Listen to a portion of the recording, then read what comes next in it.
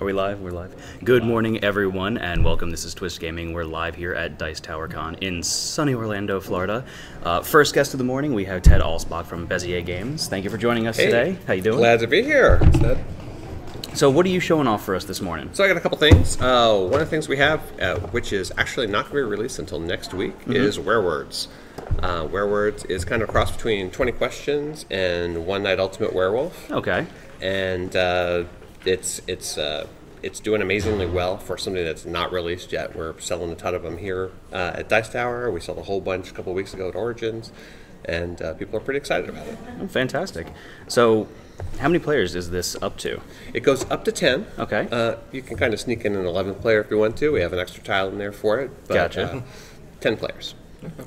Okay, and you said that that's just making its debut right about now? Yeah, actually, I think it's out next week. You'll be able to get it online and in stores and everything next week. Fantastic. But a couple people who got to be here at Dice Tower got their copies early, so that's kind of nice. Everyone's enjoying the game a lot, I'm assuming? Yeah, we've got, our booth has been packed with people playing constantly, so that's awesome. Fantastic. I saw you guys had the big iPod out because you guys have an app for it. Yes, yeah, so we have a big Android a tablet out there. It works on Android or iOS. And then underneath we have a nice big studio monitor. So we've been trying to irritate our the other exhibitors as much as possible by playing through the app constantly throughout the day. Telling everyone to close their eyes constantly. Yeah, everyone's like, wait, why should I do this? So what does the app synergize with the game about? So the way that the game ends up working is everyone's going to get a roll card of some sort. Okay. You're either going to be on the village team or you're going to be on the werewolf team. We got this nifty little thing here. We could show off the individual fantastic. cards on the screen for you.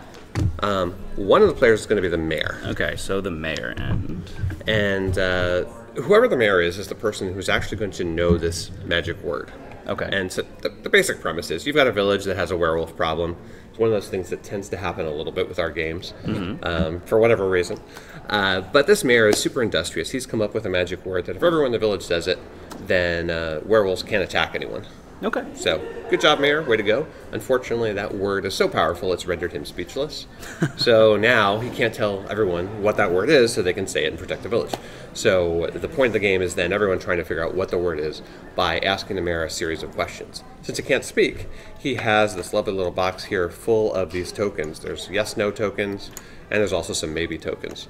So that's going to allow the other players to get closer and closer to the actual word. Once they actually get it right, you can hand in this little correct token, and they've got the word right. And everyone theoretically should be happy at that point. So the mayor's mute the entire time then. It's not just answering yes, no, you can't say the word. It's not allowed to inflect upon your voice either. Exactly. There's no way to communicate except with those tokens. And, certainly it's fun for someone to put like that, they'll slam that token down really, really hard if you think they're getting the right track, or no, like you're an idiot, same sort of thing, or if they hesitate, they're like, so there's a little bit of that going on, but they can't talk, which makes it a little more difficult for the players trying to figure it out. Absolutely. The good news is that on the village team, there's a seer. Okay. And the seer does know the word.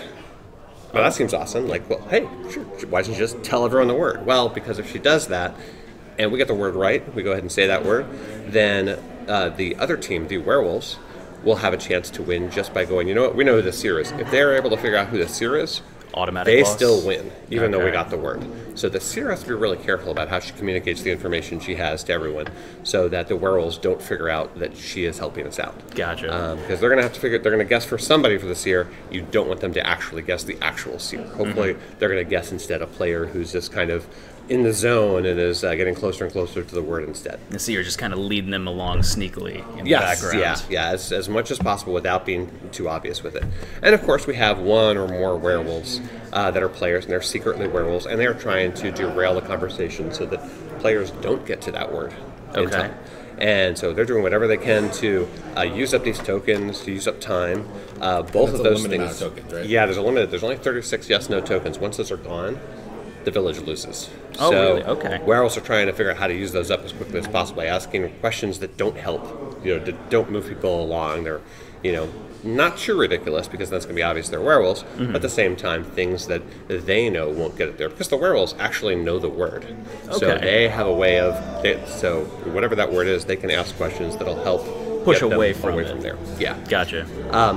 Again, same sort of thing with the werewolves, though they can't be too obvious about it, because what will happen at the end of the game, if we don't get the word right, everyone has a chance to point at the werewolf, at someone that they think is a werewolf. Okay. And if they can figure out who the werewolf is, they still win, even though they didn't get the word. Okay, so there's a couple ways to backdoor the victory in this.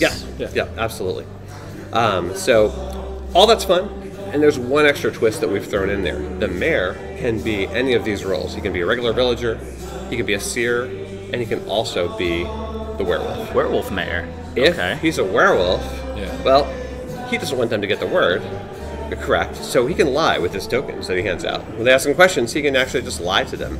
Or he can pretend he doesn't know. He can give them maybe tokens and not know. Good example, a couple weeks ago, I was the mayor and a werewolf, and the word was Mary Poppins. Okay. And, they got it down to where they knew it was the title of a movie and that sort of thing. But they were asking if it was a musical. And I took my time and I put a maybe token out there. And then at the end, when the word came out, they didn't get it, and the word came up, and Mary Poppins was like, "Oh my God, this is a musical!" I'm like, "Oh, I didn't know. I had no idea. I didn't know it was a musical. Really?" Maybe it's not a wrong answer. I got away with it, which is pretty cool. There you go. I acted really stupid. Like, I just didn't know, because that threw them off. When I said maybe about a musical, then they stayed away from all that stuff entirely. So I got away with it. So you can do that as the mayor. It can be and a werewolf. You can kind of just give them enough false information to kind of get them off track.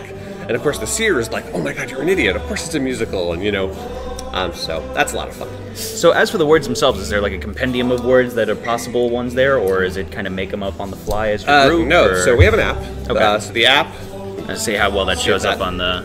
Oh, not bad. You can see a chunk of it there. Of course, there's green where it says easy Yeah, words. we're green screening just a little There we bit. go, so you can see a little better. Easy words, medium words. You can change the difficulty level of the words. There are about 10,000 words in the app. Oh, okay. And they're divided into 4 different levels of difficulty. We have easy, medium, hard, and of course ridiculous. Ridiculous are words that most people either they won't know, or you have no idea how you're going to get someone to actually get to those. So it's an example of a ridiculous word. So we can actually show. Yeah. Go ahead and hit the play thing on here. Everyone, close your eyes. Mayor, wake up and tap your secret roll. So of course the mayor's going to tap a roll, and depending on what he taps here, the word might be harder or easier. But go ahead and just hit let's do villager. So if he's a seer, would it become easier? Yeah, a slightly easier set of words to choose from, so it's a little easier for him. So those are some ridiculous words there. So, Okay. None of those things are things I haven't heard of before. I'm not sure what BoJack Horseman is. Oh, it's a Netflix show, but let's go with some Corona here. Okay. There. So some of those things, Corona. What would you go with that as the sun element? Would you do it as part of an eye? Would you do it as as the actual beer? I mean, Right. what would you go? And the mayor has to decide and kind of pick one and stick to it. Oh, okay.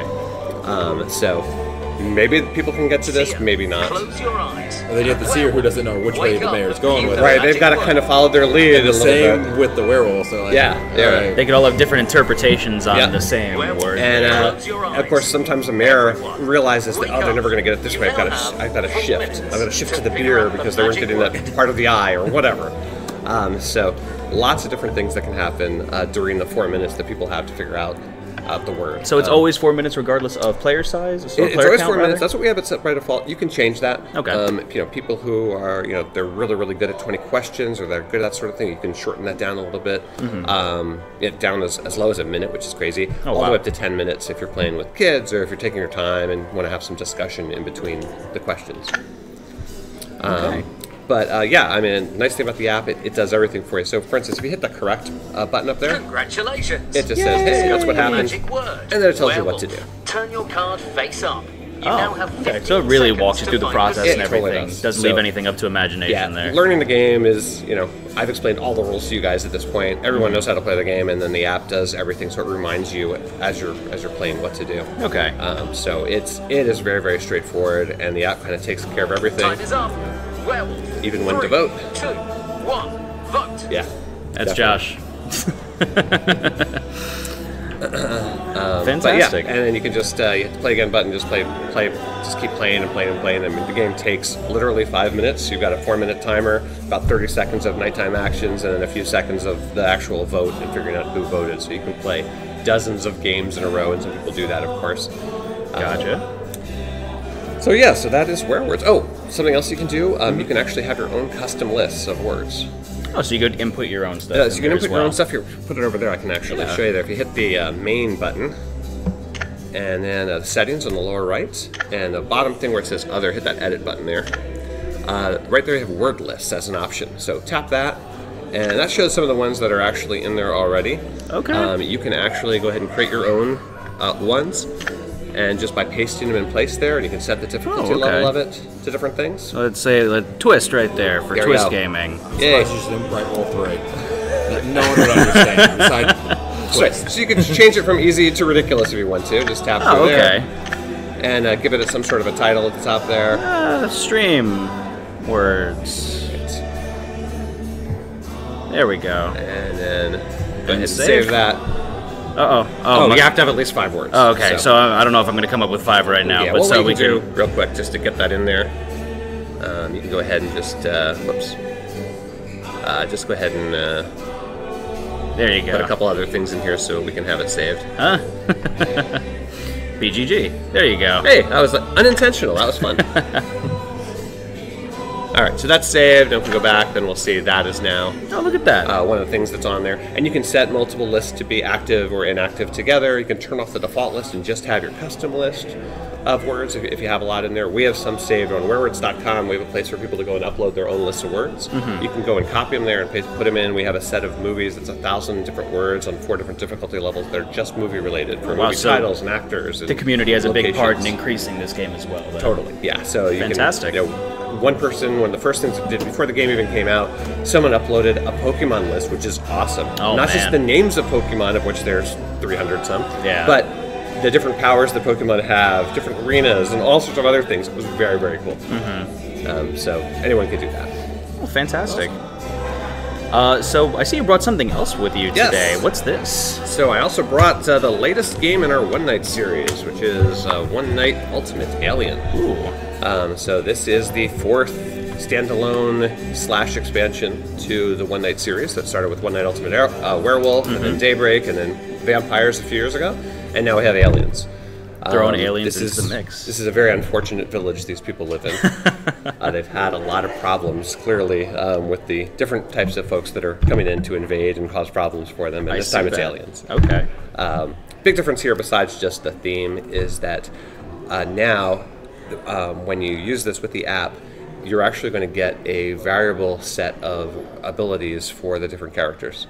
So every time you play as an alien, something else will happen. So not only do you see the other aliens, but maybe you'll get to look at someone's card, or you'll see some of the cards in the middle, or you'll pass cards around, or do different things each time. So maybe the role's set the timer to lower time. Yeah, every game is always different. And when you play, you also have the possibility that there's a ripple in the space-time continuum. Usually bad news, but a lot of fun. That can also cause all sorts of things, all the way up to forcing people to repeat the night and actually have a second night exactly like the first one, which is super fun. Like a deja vu scenario there. Yeah. Bunch of new roles in here. There's a cow. Cow, of course, gets tipped by aliens because aliens cannot control themselves. Just a lot of fun. And you can, of course, mix and match this with all the other one-night games. Oh, fantastic. Yeah. So is there anything else that you wanted to talk about on this stream with us here? Sure. I mean, we have a bunch of other new games, which I didn't bring with us, just because they're all set up on our the demo table there. But we have some other new games we have coming out soon. We have Whistle Stop, which is a game by Scott Caputo. That's a pick-up and deliver train game. It's tile lane. It's got a bunch of neat little Euro twists. It's an action-based pick-up and deliver game, which is really unusual. People seem to really be enjoying that. And then, of course, we have the Palace of Mad King Ludwig, which is coming out at Essen this year, which is a follow-up to Castles of Mad King Ludwig. Gotcha. But this time, everyone is building one big, giant palace, but they're being judged individually for how much they contribute to the palace. Oh, that's cool. So it's a different twist on a lot of the ideas that were in Castles, but put together in a very different way. Oh, that's exciting. Yeah. Very cool. And one last question for you here. When are we going to be able to show that off on the stream? Because that looks like a whole lot of fun. Oh totally. We'll get you guys a copy, so that's something that you can set up and do, because Werewords is awesome. It's fun to watch. It actually is. You can watch other people doing it, and you just realize so much fun. The people who don't know what they're doing versus the people who actually know the answer and pretending not to know.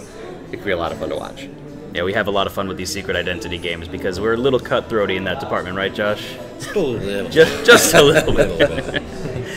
All right, thank you so much for joining us today, you're welcome. Ted. I really appreciate you fun. coming by. Thank you. And thank you, everyone, for watching. Stay tuned. We're going to have some more exciting games and publishers for you to view later on in the day. But thank you again, Ted, and see you all later.